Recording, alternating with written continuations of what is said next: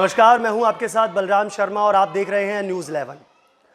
हम सबके आराध्य भगवान परशुराम का 3 तारीख को जन्मोत्सव है और उस जन्म उत्सव के उपलक्ष्य में विभिन्न कार्यक्रम जगह जगह आयोजित किए जा रहे हैं। इसी क्रम में श्रीधाम वृंदावन, भगवान श्री कृष्ण की क्रीड़ा स्थली श्रीधाम वृंदावन में भी भगवान परशुराम का जन्मोत्सव बड़ी ही धूमधाम के साथ मनाया जा रहा है। ब्रज ब्राह्मण महासंघ द्वारा 3 दिवसीय आयोजन के साथ मनाया जा रहा है। क्या क्या कार्यक्रम इस पूरे 3 दिवस में रहेंगे, किस तरीके का कार्यक्रम रहेंगे, यह जानेंगे। हमारे साथ में ब्रज ब्राह्मण महासंघ के सभी पदाधिकारी हमारे साथ मौजूद हैं, इन सबसे चर्चा करेंगे। इससे पहले राष्ट्रीय अध्यक्ष हमारे CN शर्मा जी हमारे साथ में, चंद्रनारायण शर्मा जी, उनसे ज़रा चर्चा कर लेते हैं। सर, किस तरीके के कार्यक्रम रहेंगे इस 3 दिवसीय में, किस तरीके से विचार बना कि भगवान परशुराम जी की इस उपलक्ष्य में, जन्मोत्सव के उपलक्ष्य में एक भव्य कार्यक्रम आयोजित करना चाहिए? देखिए, जैसा कि सभी जानते हैं, भगवान परशुराम जो हैं वो ब्राह्मण समाज के आराध्य देव हैं और भगवान विष्णु के छठे अवतार हैं। तो सिर्फ ब्राह्मणों के ही अपितु सभी समाज के भगवान परशुराम जी आराध्य हैं। आप जानते हैं, लगातार पिछले वर्षों से ही हम लगातार भगवान परशुराम जी की सेवा, पूजा, महोत्सव, हर त्यौहार हम मनाते आ रहे हैं। इसी श्रृंखला में भगवान परशुराम, चिरंजीवी भगवान परशुराम जी का जो महाजन्मोत्सव का कार्यक्रम है, ये हम 3 दिवसीय कार्यक्रम जो है बड़ी धूमधाम से मना रहे हैं और मथुरा ज़िले में ऐसा भव्य कार्यक्रम पहली बार होने जा रहा है। विगत सालों में मुझे तो ध्यान नहीं है और शायद आप सभी किसी को भी नहीं पता हो, ऐसा कभी आयोजन, इतना बड़ा प्रोग्राम जो है वो कभी भी आयोजित किया गया हो पूरे मथुरा ज़िले में। तो एक महा महोत्सव के रूप में सभी ब्राह्मणों में खुशी की लहर है, क्योंकि उनके आराध्य देव हैं। उनका आराध्य का जब जन्मदिन आता है, और ये तो चिरंजीवी भगवान है, तो आराध्य का जन्मदिन जिस उत्साह से, जितना उत्साह है लोगों में, वह देखने का बनता है। और एक महा महोत्सव के रूप में हम इस आयोजन को जो है मना रहे हैं 1, 2, 3 तारीख में। इस कार्यक्रम को बनाने के लिए आपने बताया जिस तरीके से कि हमारी रूपरेखा बनी कि भव्य कार्यक्रम आयोजित करना है, क्या कुछ खास रहेगा इसमें? मतलब 3 दिवसीय जो है, इसमें क्या खास रहेगा? क्या ब्राह्मणों को एकत्रित किया जाएगा? देखिए, मैं खुल के कहता हूँ और मंच पे भी कहता हूँ, कहीं ना कहीं ब्राह्मण अभी भी एक जुट नहीं है, फैले हुए हैं, अलग अलग संगठनों में जुड़े हुए हैं, फैले हुए हैं। क्या उनको एकजुट करने के लिए यह कार्यक्रम 3 दिवसीय किया जा रहा है? देखिए, 3 दिवसीय कार्यक्रम में ब्रज ब्राह्मण महासंघ के द्वारा समस्त ब्राह्मण समाओं को, ब्रज मंडल के सभी ब्राह्मणों को, प्रबुद्ध जनों को, सभी को आमंत्रित किया जा रहा है। किसी संगठन विशेष का कोई ऐसा नहीं है कि किसी को बुलाना है अथवा नहीं बनाना है। ये भगवान परशुराम तो सभी के हैं। संगठन भले ही कितने बना लिए जाएं, लेकिन सभी जो है वो एक परशुराम जी के फरसे के नीचे ही सभी संगठन चल रहे हैं।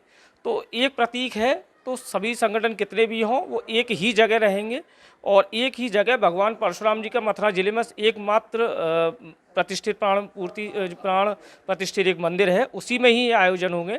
और सभी बंधुओं को, ब्राह्मण समाज को, सभी को एकत्रित करके एक साथ ही यह कार्यक्रम आयोजित किया जा रहा है। देखिए, और भी पदाधिकारी इस वक्त मौजूद हैं, इनसे भी जानते हैं क्या रहेगा इन 3 दिवसीय में, क्या खास रहेगा। पहले दिन से लेकर के और तीसरे दिन तक की अगर बात की जाए तो क्या कुछ परशुराम जी के लिए खास इस 3 दिवसीय में रहेगा? पहले दिन से तीसरे दिन तक भव्य आयोजन परशुराम जी की जयंती के दिवस पर होगा। और पहले दिन ब्राह्मण के संरक्षण एवं सर्वजन हेतु श्री भागवत मंदिर गोपाल खार में उनका अभिनंदन होगा। और दूसरे दिन एक भजन संध्या होगी।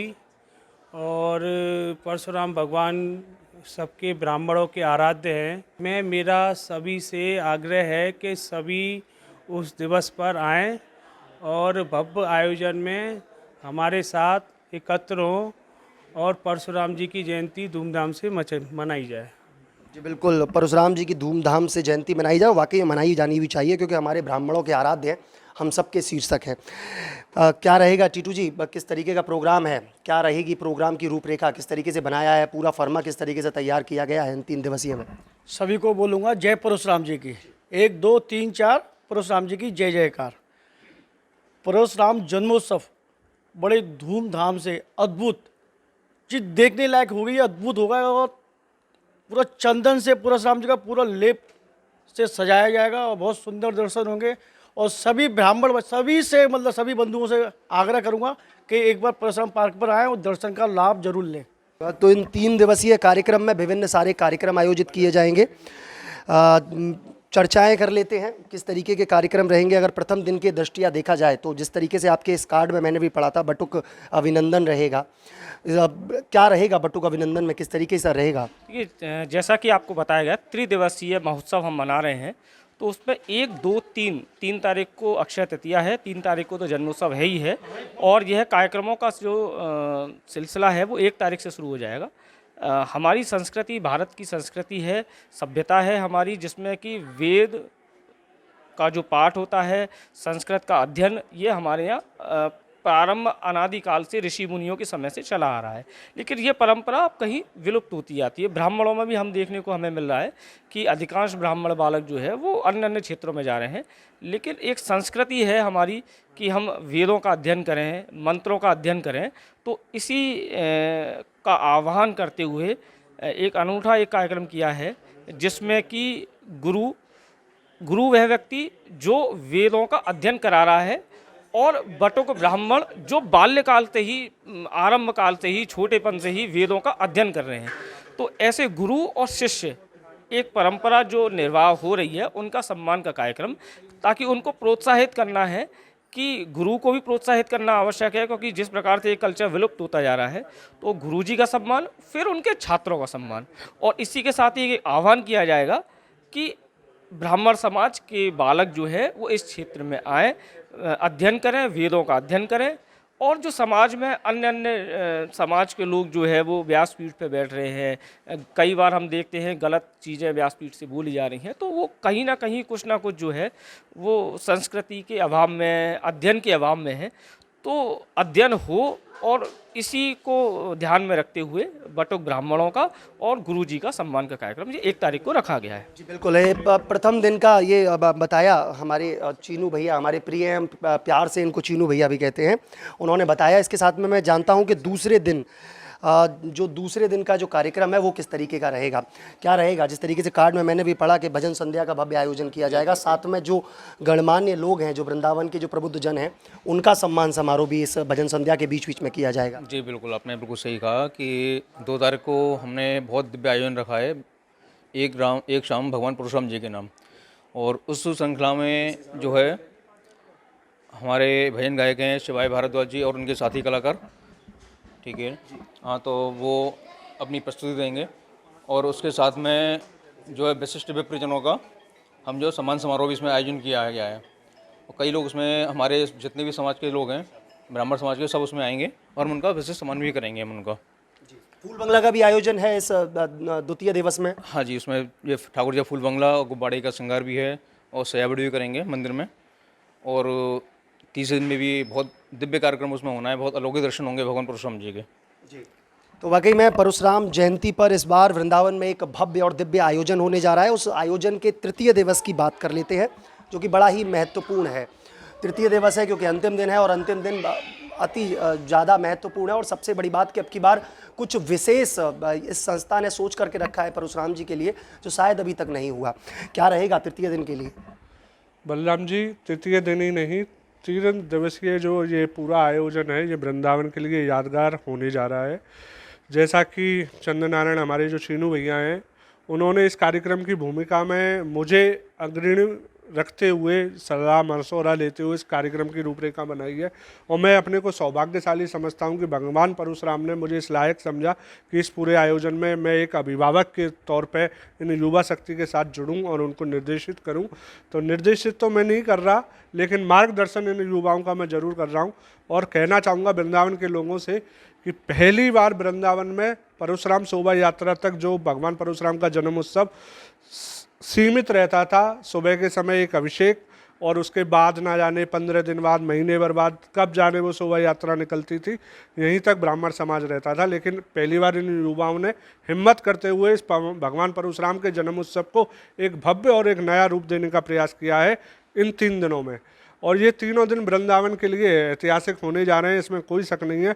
परशुराम पार्क की भव्यता और दिव्यता इन तीनों दिनों में देखते और ऐसी बनेगी कि लोग कहेंगे कि यही वही परशुराम पार्क है जो कभी वीरान पड़ा होता था, लेकिन हम भगवान परशुराम का यही पार्क जगमग रोशनी से चमकाएगा। और ऐसे दिव्य आयोजन वहाँ पर होंगे जो वृंदावन की जनता पहली बार देखने जाएगी। और मैं सभी से यही कहना चाहूँगा कि इस दिव्य अलौकिक भगवान परशुराम का जो 3 दिवसीय आयोजन है, इसमें सभी सहभागी बने। और सबसे बड़ी बात जो कही जाती है ब्राह्मणों के लिए कि कभी एकता और अखंडता का हम परिचय नहीं देते हैं, लेकिन पहली बार वृंदावन इस आयोजन में एकता और अखंडता का भी परिचय देने जा रहा है। और ये केवल कहने भर की बात नहीं है, ये देखने की बात होगी और वृंदावन की जनता इसको साकार करके दिखाएगी। ब्राह्मण समाज तो आएगा ही आएगा, लेकिन भगवान परशुराम भगवान विष्णु के छठे अवतार हैं, यानी कि वो भगवान के अवतार माने जाते हैं।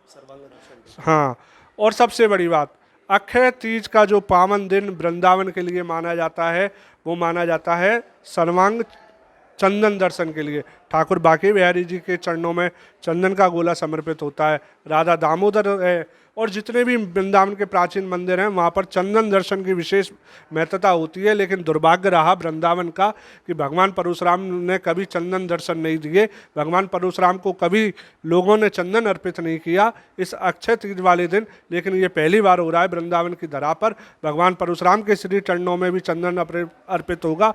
उनके पूरे पावन शरीर को इस गर्मी की तपिश में चंदन की शीतलता प्रदान की जाएगी और वो सब होगा एक चंदन का अद्भुत दर्शन। और उसके साथ फूल बंगला भी पहली बार बन रहा है।